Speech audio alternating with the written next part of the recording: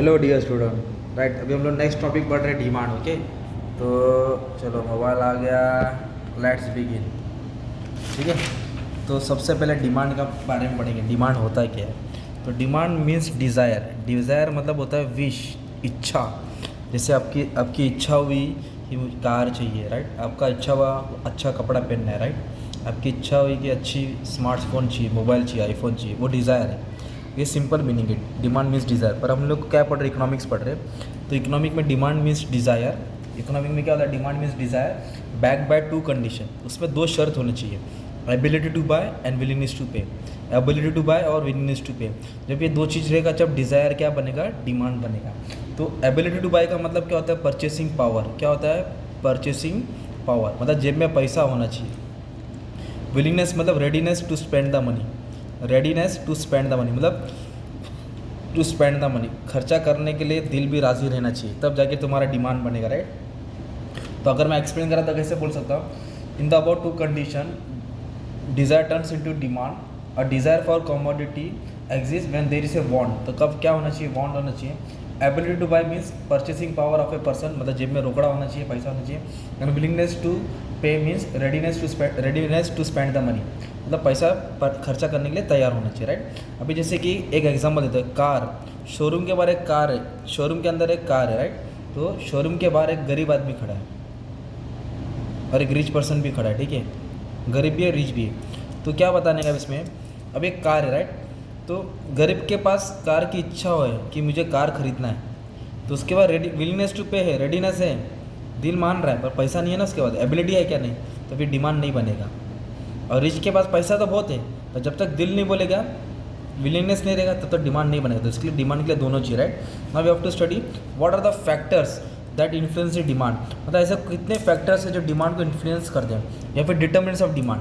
मतलब डिमांड किसको देख के बर्ताव करता है, चेंज होता है, राइट। तो there are very different factors. तो सबसे मेन फैक्टर क्या है? प्राइस।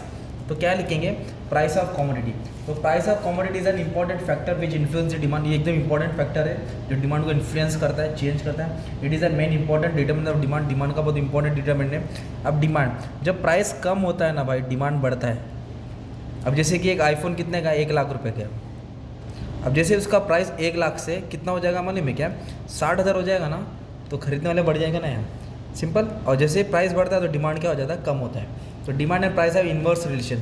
प्राइस और डिमांड का रिलेशन कैसा? इन्वर्स है। कैसा रिलेशन है? इन्वर्स। इन्वर्स मतलब डाउनवर्ड होता है। तो प्राइस ऑफ कमोडिटी तुम्हारा फर्स्ट पॉइंट हो गया।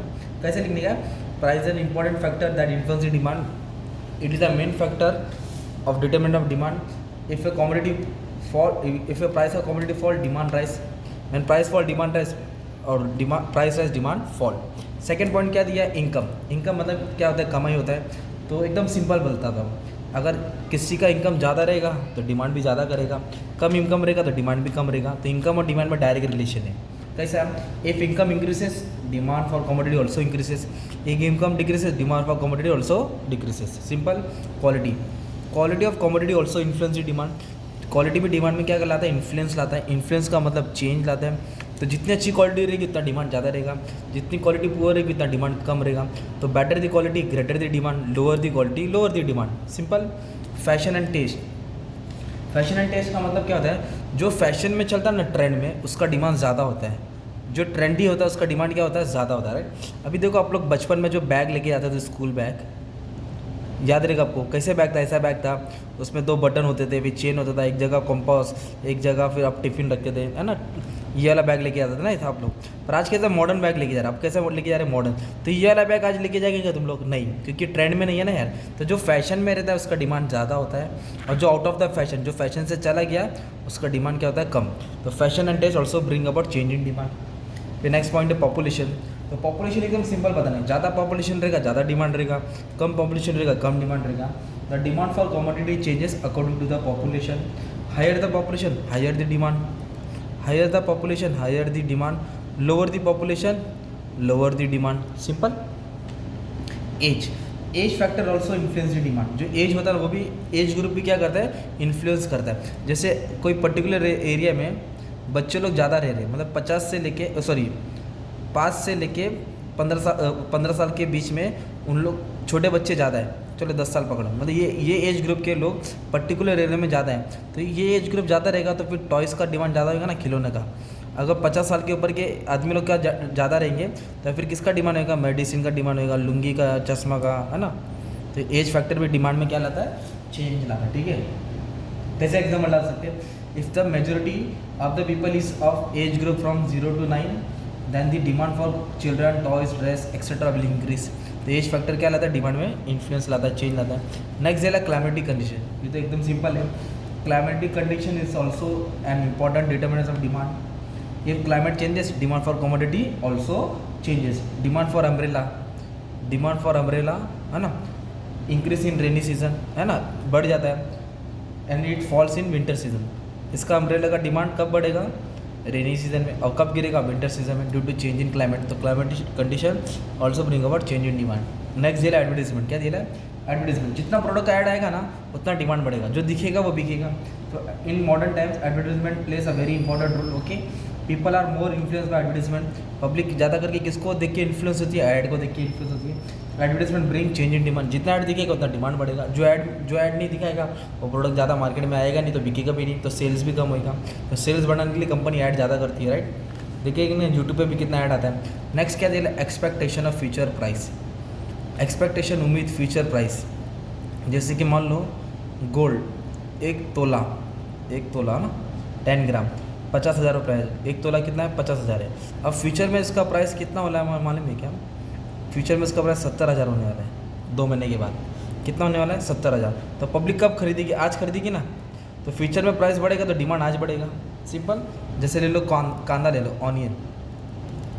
आज कांदा कितना, 70 रुपये किलो चल रहा है, और हफ्ता 10 दिन में उसका क्या होगा, प्राइस कम होने वाला है, कितना, 40 रुपये होने वाला है। तो पब्लिक कभी खरीदेगी, आज नहीं खरीदेगी, कल खरीदेगी ना। तो due to change in future price, expectation of future price. जैसे स्टॉक मार्केट में शेयर्स का प्राइस बढ़ता है, गिरता है तो खरीदते, बढ़ता है तो बेचते। ये फैक्टर्स है जो डिमांड में इन्फ्लुएंस लाते हैं, राइट। तो what are the factors, price of commodity, price when price rise demand fall, when price fall demand rise. Income, higher the demand, lower the income, lower the demand. Quality, better the quality, greater the demand, lower the quality, lower the demand. Fashion, जो fashion में demand ज़्यादा रहेगा, जो out of fashion उसका demand कम रहेगा। Population भी change ला रहा है, age, climatic condition, advertisement, expectation of future price. Expectation of future price, बस में ये हेडफोन का स्क्रीनशॉट ले लो अच्छे से, और इसको हेडफोन बिना देख के लिख लो, तो तुम्हारा एक आंसर इकोनॉमिक्स का तैयार हो जाएगा, राइट। तो इस तरह तुमको मैंने एक डिमांड एनालिसिस पढ़ाया, राइट। अब यही आंसर का हेड पॉइंट्स है ना, अब ध्यान से सुनना, ठीक है। जो वीडियो पूरा देख रहा है उसको नॉलेज पूरा मिलेगा। अब यही आंसर का हेड पॉइंट कहाँ लिखना है, लॉ ऑफ डिमांड में लिखना है। किस में लिखना है, लॉ ऑफ डिमांड, जो एग्जाम में 8 मार्क के लिए कंफर्म आएगा। तो उसके आगे नो चेंज डाल देना, क्या डाल देना है, नो चेंज। तो मैं नेक्स्ट वीडियो में ये वाला आंसर एक्सप्लेन करूँगा। तो 4 पेज का आंसर है, जब तुम लोग लिखेंगे अच्छा खासा मिल जाएगा, ठीक है। Thank you very much.